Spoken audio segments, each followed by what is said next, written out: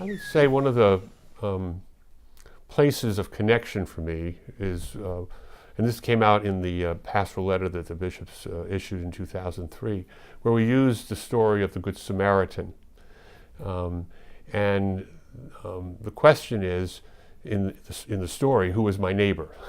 That's the question that gets asked of Jesus, and then Jesus tells this story of the Good Samaritan, of the fellow who was going down the road, was robbed, a priest went by, a Levite went by, and then the Samaritan, the one that nobody would have expected, stops and cares for the neighbor.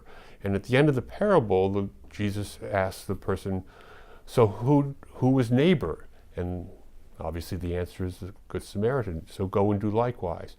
So the question becomes, how do we see creation, the earth, as our neighbor?